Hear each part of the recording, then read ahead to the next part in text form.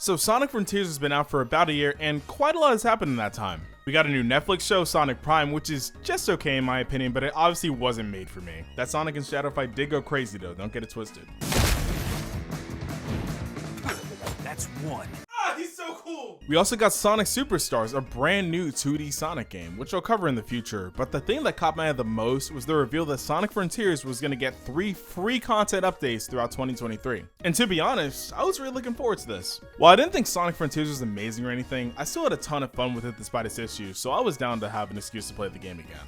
And I'm going to emphasize this, these content updates were completely free, which is insane in an age where it seems like games are always trying to squeeze every dollar out of you that they possibly can. It seemed like Sonic Team was not only trying to extend the life of the game, but also address some of the criticisms the game had when it launched, and I really respect that. Looking at the roadmap, the content they were advertising seemed pretty vague at a glance. Photo mode?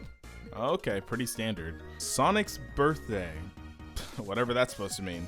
Wait, this last update though. Let me read this real quick. Oh my fucking god! I had a lot of questions, but I was also really excited. How are they gonna pull this one off? Well, a few months after the game released, I would start to get my answer. So without further ado, let's start with update 1. So in March, we got our first major update titled Sight, Sound, and Speed. As the name suggests, we're gonna see shit, hear shit, and run really fast. The Sonic experience. I'll be honest, my expectations going into this update weren't very high, but there's actually quite a bit of content here to go through. So let's take a look at what Sonic Team added this go around. The first thing of note that was added to this game was a jukebox feature for the open zone.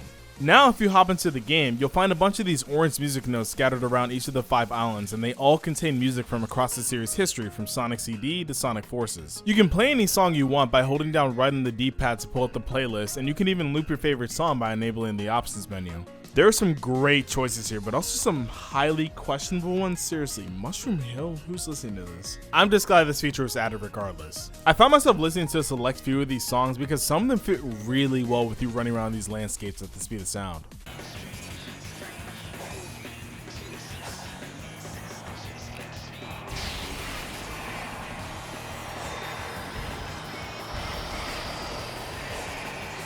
I had a lot of fun hunting down the music notes. There's something about just running around to some of my favorite songs that just feels right. Something as simple as just changing the music is enough for me to hop in and enjoy the game again. I'm pretty easy to please. A minor complaint I have though is that there's no indicator when you're playing the game as to where these notes are unless you mark them on your map, which you have to do every time you get a new music note, which can get pretty annoying. It didn't straight up ruin my experience though, it was just a little pace breaker. I think their intent was to have you find the notes while you're exploring the world, but since I've already beaten the game, I'm just trying to get the notes as quickly as possible. Overall though, the jukebox was a good addition to the game. It's nothing crazy, but it's nice to have the option to listen to some of my favorite songs in the series history. Next up though, for update 1, we have photo mode. In most newer AAA games that I played, photo mode is something that's a given. Not for this game though. There's not much to say here, it's photo mode. If you know how it works in other games, you know how it works here, but it's surprisingly limited in what it can do. One thing I immediately don't like about photo mode is the fact that you have to pause and select the mode from the menu every time you want to take a picture. I can't tell you how awkward it feels to try to get a cool action shot of Sonic running or especially him performing air tricks because you're forced to pause the game and hope you get the shot you want. Other games have done this too, but in a fast-paced game like Sonic, I wish the game took a note of the Mario Odyssey's book and had a photo mode mapped it down on the D-pad. It would have made getting the photos you want much less of a struggle. Photo mode's camera also isn't perfect. It's a little tricky to get the angles you want since you're going to be fighting the camera half the time.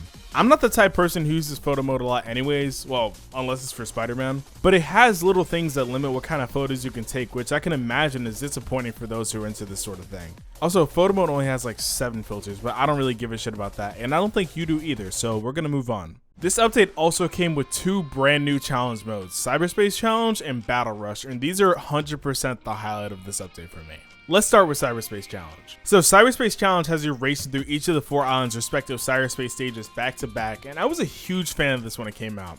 Replaying Sonic levels to try to get the best time possible is like crack to me. It's the main reason why I replay these games so much, so having a mode dedicated to getting the best time possible is right up my alley. Like I said in my initial review, it's a lot of fun to just speed through these levels because they're so short, and it's actually really accessible to speedrun due to the power of the homing dash. This technique is actually a glitch in the game that Sonic Team fully endorses, probably because it's so much fun to use. By homing attacking any target and boosting at the right time, Sonic will go flying across the stage, saving a lot of valuable time. In 3D you can use it to save a few seconds, but in 2D you can use it to literally fly across the entire stage. It's not even like this technique is completely broken either. If you don't know how to use it correctly, it can screw you over big time, causing you to lose a ton of time. But if you do manage to pull it off, you can do some cool shit like this.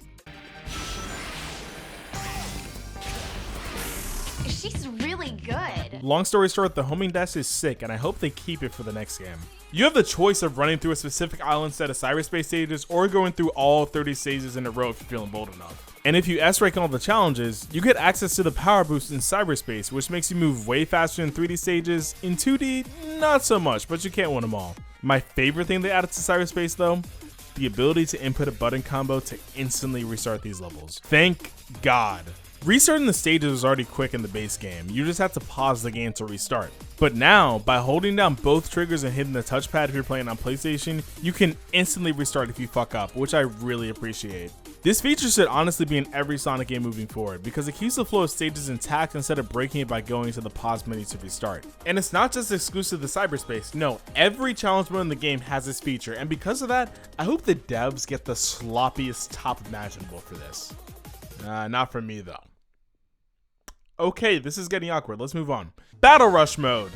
This mode sees you fighting every enemy type and boss in the game as quickly as possible. If I had to compare it to something, think the Bloody Palace from Devil May Cry, but changed to fit the context of a Sonic game. Just like Cyberspace Challenge, Battle Rush is also split by island with a final challenge where you can run through every enemy and boss in the game consecutively. This is a fun little side mode, but there's one major issue I have with it, and it's that if you want a chance to S-rank in the mode at all, you need to be playing with max stats. Because if you don't, especially if you have a level 1 file like I do, you're not gonna defeat these guys without your rank suffering. Again, it's a minor complaint because you're supposed to be kicking ass fast, putting on the show. And I'm pretty sure most people who are still playing this game have a maxed out Sonic anyways, but I thought I'd mention it. This mode is also the only way you can refight the Titans without playing through the entire game again, which is a little weird, but I'm at least happy we have a way of refighting them at all, you know? Fighting them with maxed out stats destroys them though, so if you want to mess around with the bosses for a little bit, I definitely recommend fighting them on a file that has lower stats so you can at least hear the music for more than 30 seconds. Your reward for S-ranking all at Battle Rush is an extreme difficulty for the game, which locks your stats to level 1, makes every enemy a one-hit kill, and makes the cyberspace S-rank timing a lot stricter. I'm gonna keep it a buck, I don't really like extreme mode. I get making the game's combat a little harder because yes, the combat in this game was really fucking easy, but was making every attack an insta-kill really the way to go? I don't mind them locking your stats, but instead of making Sonic allergic to everything, they could have nerfed the parry to make it act like it's supposed to. Shh, I know, we'll get there. I never see myself playing through the entire game on extreme mode. Playing on hard mode and not upgrading my stats is more than enough for me to get by. But hey, if you're into this sort of brutally difficult challenge, you might find something here to enjoy. It's definitely not for me though. But yeah, that's update 1. A good start to this game's post-release cycle. There's a decent amount of stuff here that'll keep you coming back to the game, and that's all I can really ask for, especially since the game was severely lacking in post-game content on release. That was it for a while though. For a few months, we didn't know what update 2 was going to bring to the table, but on June 23rd, we finally got our answer.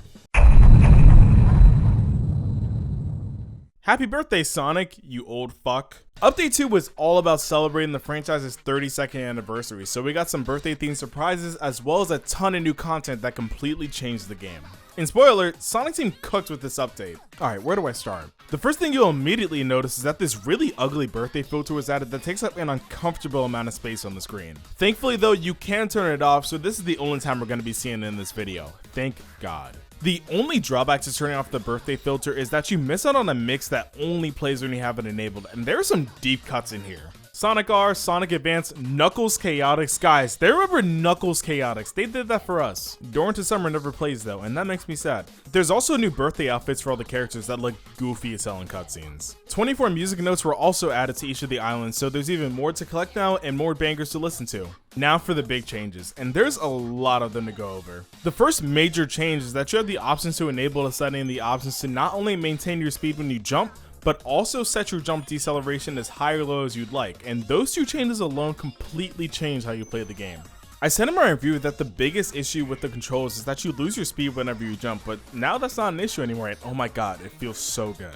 Look here at the game before and after this was implemented, it's a night and day difference. It makes playing through the game, whether it's in the open zone or cyberspace, feel so much more satisfying, even if the game wasn't really designed around Sonic moving like this. Straight up, if you haven't played the game in a while, this alone warrants a revisit because it completely changes the way you play the game. Moving on though, a few new activities were added to the open zone. The first one being these action chain challenges. There are a bunch of them scattered around the islands, and your main objective is to score as many points as possible by performing different actions around the world within a minute. This ranges from collecting rings, defeating enemies, rail grinding, doing air tricks, the list goes on. You always want to be moving and interacting with the environment though. You want to do all these things while collecting these gold orbs that are scattered everywhere to increase the score multiplier. The action chain challenges are pretty fun to do and can be pretty challenging the first few times, but once you figure out how it works, it mostly boils down to finding the optimal path to get your score as high as possible.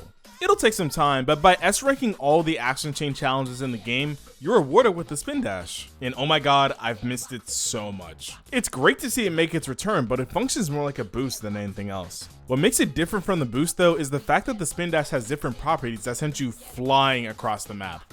Using the spin dash on any incline will send Sonic higher than you could possibly imagine, and it feels amazing. You can use it both in the open zone and in cyberspace, and it completely breaks the game. Yeah, the game obviously wasn't made with this in mind, but it's incredibly fun to use, so I really don't care. Especially in cyberspace, holy shit. Use this in the 2D stages and watch as Sonic goes way faster than you thought it could ever go. It's kind of insane. It makes me wonder what a game designed around the spin dash would look like, but I'm getting off track here. This update also added a bunch of new Coco to collect that are locked behind brand new platforming challenges, and these platforming sections are a vast improvement over anything the base game had. The base game's platforming challenges were fine, and I enjoyed them, but a lot of them are pretty automated, which is something that has been a growing issue in 3D Sonic for quite a while now. So what these new Coco challenges did was make the platforming sections less automated and more engaging. They're not all winners though. Fuck this wall climbing section, and this tower can suck my dick, but the vast majority of them are really creative and test your skills in unique ways. Collecting the new Coco lets you upgrade your boost gauge to the point where you can pretty much run forever, which you could pretty much do in the base game by drawing an infinity sign, but whatever. But yeah, the new platforming sections rock, and it shows me the Sonic team is actively listening to the fan feedback, so I gotta give it to them. Good job, guys. The last two things this update added were New Game Plus, which you can access after defeating the final boss, and a completion checklist for each island. And when I saw this, I was like, oh god, I'm gonna end up completing everything, aren't I? Yes, I am. I honestly just wanted to see my main file have those nice gold emblems, and it took me some time, but I did it. And what do you get for completing everything? A crown. You get a crown. Like it's Kingdom Hearts 2. Wear it proudly, I guess. I joke, but I don't necessarily mind this being the reward. There could have been none at all, and I genuinely had a good time completing everything. Again, just doing anything with Sonic in this game is a ton of fun, so it's hard for me to get truly bored. It was a bitch collecting all the memory tokens though, but hey, put on a podcast or some music and you can do it in a few hours. But yeah, Update 2 was a huge step up. It completely changed the game to the point where I can't play it with default settings ever again. This update's reception among the community was super positive too, and everyone had high hopes for Update 3 because of how good this update turned out. So did they stick the landing? The answer is yes and no. Okay, time for the big one. Update 3 was definitely the one I was the most excited for, but it was also the update I knew the least about based on the roadmap. All I knew was that we were promised a brand new story, most likely fixing the lackluster ending of the original game, and brand new playable characters, and that more than anything was what I was really looking forward to. For the first time in 17 years, shut up, we were finally going to be able to play as someone other than Sonic, and this prospect alone gave me a lot of hope for how this update would turn out. We get to play as Amy, Tails, and my boy Knuckles. Let's fucking go! Yeah! We see the dawn of a new day. The beginning of a new age. We only had this photo to go off of for months, but in August we finally got our first small taste of what this update would entail, with a CGI trailer showing Sonic and company facing off against a monstrous version of Supreme. Sonic transforms into Super Sonic, but this time he's got blue eyes? Alright. I'm not too sure how this is any different from regular Super Sonic, but I'm at the very least intrigued. The Final Horizon, that's the name of this update, and there was a lot riding on this. The game has only gotten better with each subsequent update, so it was imperative that with this update, the game finished strong, and in some ways it did, but in others it completely dropped the ball in ways that I didn't even think was possible, so let's just jump into it. Off rip, you probably won't notice anything too different, but once you travel to the final island, you'll find a giant portal that previously wasn't there. And once you hop through it, you're hit with a cutscene explaining what your end goal is. I'm not going to do a whole plot synopsis, but all you really need to know is that Sonic tasks Tails, Knuckles, and Amy with finding the Chaos Emeralds while he finds a way to harness his cyber corruption into a new power. From there, our heroes set out on a race against time to get what they need to defeat the end. After this cutscene, we get straight into gameplay, and the first thing you'll realize is that while you're still playing on the same endgame island as in the base game, everything is completely overhauled. There are a ton of new platforming challenges that are color-coded for each character with little to no automation to be seen. The training wheels are off as the platforming demands much more from the player than in the base game. The island challenges and puzzles are back as well, and they're much harder with stricter time limits and puzzles that'll leave you scratching your head for a bit. Cyberspace stages and mini bosses have also gotten an overhaul, but I'll touch on those later. Long story short, this is an entirely different experience from what the base game offered. One that's much harder and more expansive than what we experienced last year, and I for one couldn't be happier to see it. But that's enough talking about the new activities. Let's talk about the characters. The first character we take control of is Amy, and I gotta say, she's easily the best character in the game. She's nuts. She has a triple jump, a glide that puts Knuckles to shame, and a stomp attack that allows her to bounce incredibly high and still do a triple jump afterwards. No one else in the game moves like she does. I was honestly shocked that I enjoyed playing as her as much as I did. Like Sonic, she along with Tails and Knuckles also have a skill tree, and while necessary, there are abilities that are locked behind it that really shouldn't be. The main culprits being the stomp and basic attacks. You know, stuff Sonic can do naturally. Why is the stomp not part of your basic moveset? It's been a staple since Sonic Unleashed, so having to start without it just feels wrong. It's like playing a Mario game and having to unlock the ground pound. It's just dumb. For Amy's attacks though, you think she'd attack with her hammer like she always does, but nope, she's using tarot cards. Yeah, I said tarot cards. Sonic defeats his enemies by throwing hands. Amy defeats her enemies by hitting them with... I think it was a fun fact in one of the games or in one of the manuals, but the developers just kind of ran with it. It doesn't even make me mad, it just makes me question why they decided to switch her iconic hammer for a game of Uno. Her hammer's still there, don't get it twisted, but it's tied to a move that you're likely going to use less than 10 times. Most of her other moves incorporate the tarot cards in some way, even if it doesn't make much sense for them to be there. Both her glide and stomp use cards, and even her power boost isn't immune to it as she gets this weird magic card motorcycle thing. I don't even have a joke for this one, I'm just confused at this point. Aside from that, Amy is fun to play as, and the level design revolving around her is fun to run through too. Actually, while I'm on the subject, the level design as a whole in this update is another huge step up from what we started out with. Not only does the level design fully take advantage of each character's abilities, but it also fully allows me to move around the world my way and complete platforming challenges however I want. It's probably the freest I've ever felt playing a Sonic game. I just wish the level design was integrated much better into the world, because with these multicolored platforms littered all over the place, along with the popping, which is at absolute worst in this update, the world looks like a mess. A fun mess, but still a mess regardless. And yeah, the worlds look like that from the start, but I think it's way more noticeable now more than ever because of the platforms not just being these generic gray squares in the sky. I really hope for the next game that the platforming elements actually fit in with the environment. And it's not like Sonic Team just can't do it, because they've done it before. Sonic has always been known for having surrealistic environments, and it's not like the games have shied away from putting more outlandish elements in a more realistic setting either. So we need a game that takes full advantage of that instead of platforms that look hilariously out of place in the world we're exploring. Okay, rant over. The next character we get to take control of is my boy, Knuckles the Echidna, and I was really looking forward to playing as him. Knuckles is one of my favorite Sonic characters, and the guy's been demoted to resident dumbass for quite a while now, so I'm glad he's recovered since that. I'm happy he's back, but they fumbled the bag with him so hard that I'm still wondering how they managed to fuck him up this bad. A character that's essentially made for this world, mind you. Off the bat, Knuckles can do what you expect: run, glide, climb walls, basic Knuckles shit. But what's missing from his base moveset is the ability to punch, which is whack as hell. Having to unlock Amy's card attacks? Fine, whatever. Having to unlock the ability to punch as a dude named Knuckles? Nah, you got me fucked up. I mean, it's not like I'm punching stuff that often anyways. His punches are so slow that I'd rather not use them if given the chance, but still, why? It gets worse though. You know Knuckles' glide? The thing he's known for aside from punching shit?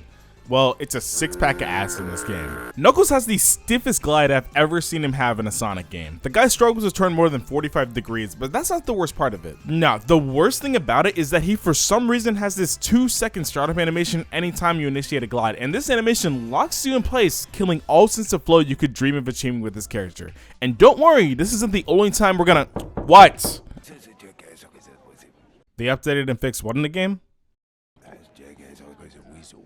They fixed the delay issue a few months ago? And I had to redo this part of the script because it's outdated now and I took too long? Okay, never mind. Knuckles Glide is good now. I was fully prepared to rip into it, but since I'm late, I guess Sonic Team beat me to the punch. I gotta ask though, why give his glide the delay in the first place? It only makes traversing the world feel tedious and clunky. Amy somehow had a better glide than him. Amy. Gliding isn't even a thing that she normally does. How do you mess it up this bad?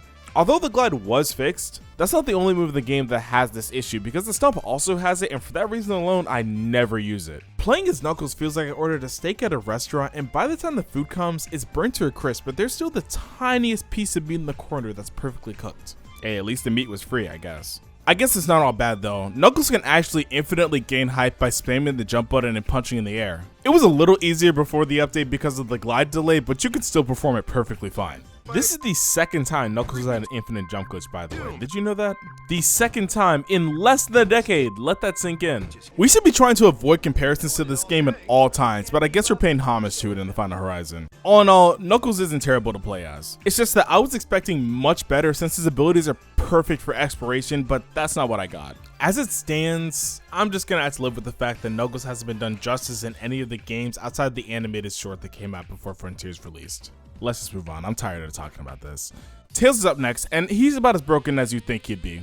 I mean, he can fly, so it's essentially like turning on God mode in a game like this. Tails can be fun to play as, but if you've been following anything I've been saying about the last two characters, say the line, Bart! There are certain choices made to his moveset that I am not a fan of. Yay! First, we gotta address his flight. When I was talking about his flight being God mode, I was not talking about him using his two tails. Just like Knuckles' glide, Tails has a delay before he takes off, and while it can be annoying, it's not nearly as bad as Knuckles had it. The guy will hover for a few seconds before taking off, but the difference here is that you can at least move while he's hovering, so it's not all bad. But again, I had to question why the delay is even here to begin with. I hate how initiating flight kills all your speed though. That sucks.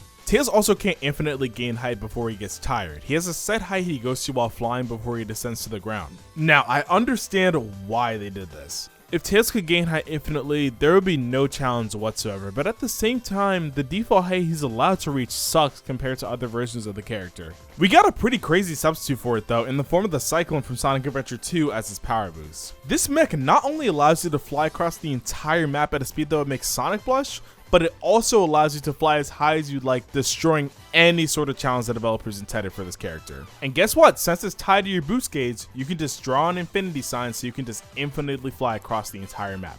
Congratulations, you have just broken the game. It's fun to use, but it sometimes makes me feel like I'm barely playing the game at points because of how broken it is, so I definitely recommend leaving it for when you're trying to clear out the map or mess around after the credits roll. Unless you enjoy subjecting yourself to straight cheese for a few hours. Tails also has a few attacks at his disposal, and by a few, I mean two. His main method of attack is throwing wrenches, which you can spam the fuck out of by just mashing the attack button. I don't know where he's getting all these wrenches from, but he's throwing them around like he just won an unlimited supply of them from Home Depot. Tails can also throw out a platform of wrenches by holding and releasing the attack button, which doesn't seem all that useful until you realize that you can use it as an exploit to gain extra height while flying. Then it turns into one of the better moves in his arsenal because you can now stay in the air as long as you want without the fear of ever getting tired. Unlike the other characters, Tails doesn't have a homing attack, which feels incredibly awkward when doing any sort of platforming. And to be fair, it's not like he's had one in prior games, but every other character in this game can homing attack, so the fact that he's the only one who can't is a weird omission. So instead of the homing attack, his lock-on attack is just the wrenches, and I have the same problem with this as I do with Amy's tarot cards. Why isn't Tails just attacking with his tails? To reiterate again, they already had the blueprint, but they decided to take one aspect of his character and make it his entire personality. While I enjoy playing as Tails more than Knuckles, I question why they even play like they do in the first place. Sonic Team had all the right ingredients to cook a great dish, but it's like they decided to ditch the cookbook halfway through and take their own liberties wherever they saw fit, and we ended up with this. I call this one the Nasty Patty. Tails could have been so much more than it ended up being. He's better than he is in, say, Sonic 06, but he's a far cry from his glory days in Sonic Adventure. Once you get the first 3 Chaos Emeralds, you finally gain control of Sonic, and this is where things get really interesting. Sonic's main objective is to climb 5 towers to gain the strength needed to harness his cyber corruption. But before he can do that, he needs to activate them by collecting Lookout Cocoa, which are the vault keys of this DLC. How do you get Lookout Cocoa, you may ask? Well, there are 2 ways to go about it. The first option is by side looping spots on the ground, which you can do with any of the 4 characters. 9 times out of 10, you'll get a Lookout Cocoa out of it, which means you won't be starving for these things. The second, and frankly more interesting option, is by going to cyberspace and completing specific challenges to earn them. But before we can even enter cyberspace, we gotta collect portal gears again from the mini bosses scattered around the map, and let's just say, they wanna fucking kill you. Not that it didn't want to before, but now they are locked in. Even with maxed out stats, these guys gave me a run for my money. They're much faster, hit a hell of a lot harder, and have a lot more health. And some of them even have new attacks or are completely different from how you fought them before the update. The revamped mini bosses can be cool, but oh my god, most of them are way too fast now. At some points, it feels like all Sonic's team did was take the bosses and say,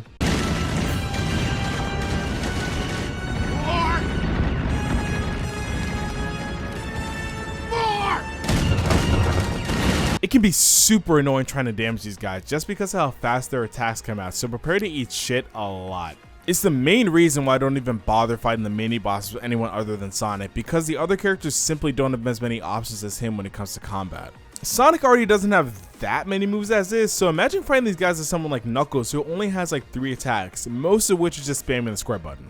Yeah, that doesn't really sound like fun to me. But if you do choose to fight them, to save you some time, the only ones worth fighting in my opinion are Spider, Ghost, Master Ninja, and Tank Plus. Kinda. Those are definitely the ones I enjoyed the most, jank and projectile spam notwithstanding. Once you defeat enough bosses, you can head into cyberspace, and honestly, I think it's the best thing to come from this update. The Final Horizon introduces 9 new cyberspace stages to the game, and they're all remixes of existing levels from the base game, which at first glance sounds underwhelming, but they don't feel like you're running through a simple rehash. No, the levels are actually more expansive and way longer than any of the cyberspace stages ever were in the base game. Not only are there a ton of pathways you can sync in every level, but the stages are also made with the spin dash in mind, meaning that there's a lot of potential with how you can traverse them. The levels overall are also much tougher than anything in the base game, meaning that if you want that elusive perfect run, you really need to work for it this time. Most levels have their own gimmick now too. Some stages will have you get from point A to point B, but others will have you race a Shadow Tails to the finish, maintain your speed at a certain threshold, or Harry, there's a bomb strapped to my chest! I love the creativity on display here. The extra requirements have also slightly changed, definitely for the better. Gone are the days where you get vault keys for just completing the level within a certain time frame or getting enough rings. Now the requirements are a lot harder to get, especially on your first run through of a stage. I like what they've done here, especially when you have to find secret exits. It makes me really appreciate the openness of these levels. Sure, visually we could lose the tired aesthetic and get rid of the copy paste of floating blocks and platforms, but the foundation for something great is there.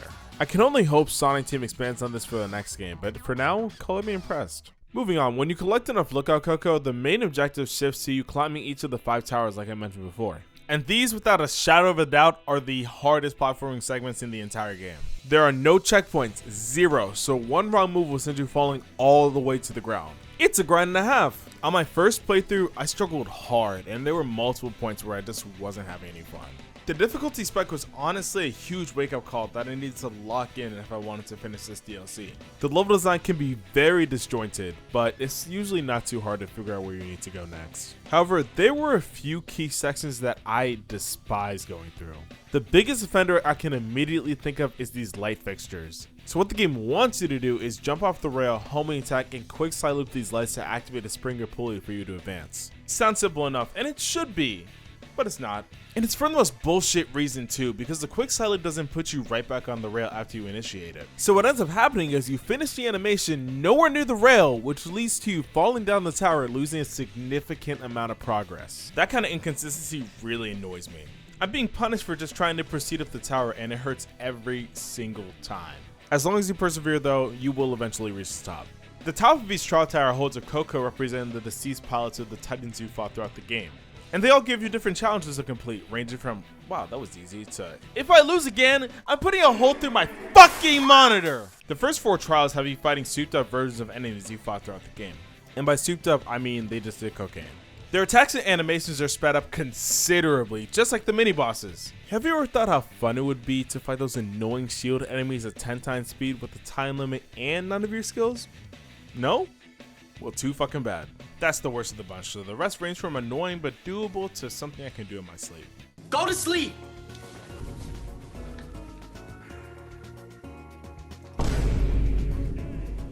That is until the 5th and final trial. Okay, here we go. The final trial has you fighting the first 3 titans again, but now your stats are all reset to level 1. Pretty simple, pretty straightforward.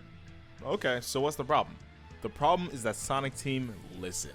So I, as well as many other people online, complained about the parry not functioning properly and basically acting as a win button. And I guess Sonic Team really took that criticism to heart because the game introduces a new mechanic for this trial called the perfect parry. Which, guess what? Makes it so you actually have to time your parries correctly. Okay, cool, they did something right. Well, yes and no. While the perfect parry is definitely a step in the right direction, you'll quickly come to realize why the parry functioned the way it did in the first place. And it's because these guys barely have any telegraphy when it comes to their attacks. And that's me being generous. More often than not, what'll happen is that you'll anticipate an attack coming and try to parry it in time, only to completely whiff it and get smacked in the next week. Oh, and did I mention that you're also on a time limit? Because you are. You only have 400 seconds to defeat these guys. I mean it when I say this is probably some of the hardest content I've ever had to deal with in a Sonic game, period. Easily up there with Eggman Land for sure. On my first playthrough, I was able to defeat Giganta with a little over 100 rings left, but I would lose to Wyvern every single time. Actually, speaking of this guy, Wyvern has to be the hardest boss in the game when you're trying to perfect parry. The only way you can damage him is by deflecting the rockets he sends your way back at him, but if you miss or God forbid get hit, that's time wasted. You need to basically perfect this fight if you want even a chance of moving on. Thankfully, if you lower the difficulty, the perfect parry window increases, and I'm not afraid to admit that I beat these guys on easy. If the attacks weren't so hard to read, I probably would have just kept pushing on hard mode until I beat them, but because they're not, I'm just trying to move on so I can never think about this war crime of a trial ever again. Also, imagine fighting these guys on extreme mode. Yeah, I know, let your screams of agony out now. With the final trial of the way, all that's left is the final fight against Supreme. The first phase of the fight isn't anything new. He goes down like a bitch, but once you defeat him, okay, bear with me here. The moon attaches a magical umbilical cord to Supreme, giving him 5 more arms and a few new attacks. I mean, I couldn't make that shit up if I tried. Initially, you can't really do much other than get hit by the projectiles he shoots out, but after enough punishment, Sonic finally uses his newfound power to transform into a form internally called Super Saiyan 2. Oh, I'm sorry, Super Sonic 2, my bad. Yet again, really leaning into that Dragon Ball influence. Not that I'm complaining. Super Sonic 2 looks cool, but in gameplay there's not much of a difference aside from the fact that Sonic can now only perfect parry, but thankfully it's not nearly as bad as the final trial since this boss was actually designed around the mechanic. There are some cool cinematics you can trigger too, which is always dope, but I'm not gonna lie, no amount of spectacle can save how jank this fight feels for me. Okay, where do I start with this? Well, first of all, the camera is all over the place in this fight. Because Sonic is so small, the camera has to get super close when doing any sort of special attacks, and there are points where the thing just doesn't know what to do with itself, so the fight just ends up looking like a mess half the time. It's also not super clear on how you're supposed to defeat the boss. In this fight, Supreme is constantly regenerating health due to the cord in his head, and it's pretty easy to deduce that you need to somehow disconnect the cord. But what isn't easy to figure out is just how to attack the damn cord directly. The game automatically targets Supreme's head instead of the cord, so when you finally do manage to hit it, it feels like it's on accident. But what if I told you that targeting the cord is as easy as hitting the shoulder button to switch targets? That sounds dumb, right? Because the game never tells you can do this! And the thing is, that doesn't even work 100% of the time, but it's the only way I know how to advance the fight. It's definitely the most infuriating aspect of this boss by a country mile, but don't worry, I'm not done yet because there's still more bullshit to talk about. Once you disconnect the cord and do enough damage, the game will have you attack the gun on Supreme's back. All you need to do is quick side loop it to remove it and then repeat that to pass it on to Eggman. Which sounds easy, but in practice it's a lot harder than it seems, because if you don't have your meter already built up to perform the move, Supreme will just take the gun back because you took too long, which means you have to repeat the entire process over again starting with the cord. I mean, could you make it any more frustrating? Because of this, the fight can last an eternity, and it just keeps going on after this. The final phase turns into a race against time to defeat Supreme in the end. This part's not bad, just keep doing what you've been doing, but Supreme has a new, unavoidable attack that sucks more than half your rings away, and it's about as fun as it sounds. After some more cool anime cinematics, Sonic gets into the barrel of Supreme's gun, transforms to a new form that we see for all 10 seconds, and Eggman shoots him into the moon, destroying it, saving the world, and ending Sonic Frontiers once and for all. Well, that was definitely a final boss. You know, it's kind of disappointing to see that after everything, Sonic Frontiers ends on kind of an underwhelming note for me, at least in the gameplay department. I wanted to leave the Final Horizon feeling amped and excited for what's to come, but instead, I left tired. The entire experience definitely wasn't a letdown. I had some great moments with this update, but the bad parts really stuck out this time. To me, the future has never seemed so clear, yet so uncertain at the same time. Will the next game take the right lessons from this to make something that's a step up from Frontiers, or will we get a game that carries out the problems I mentioned and fails to deliver as a result? For my sake, I hope it's the first option. Despite my disappointment with how the Final Horizon ends, Sonic Frontiers is still a good game through it all. Especially with the updates, the game is objectively in a much better place than when it started. Multiple hours of content for free is something I will never get over, and while some of the content may be a little sinky, the majority of it is worth your time. Looking back, it's kind of hard to believe that this game is completely finished now. It feels like yesterday that we got that first trailer and the internet rightfully shit all over it. Sonic Frontiers might not have looked like the next big step for Sonic we were hoping for, but the game proved to me that there's something there that works. It's definitely not a perfect game, but I'm still having fun, and to me that matters a whole lot. Real quick though, imagine if this game was more polished and looked more inspired. Maybe next game. Speaking of next game, I wonder what they have in store.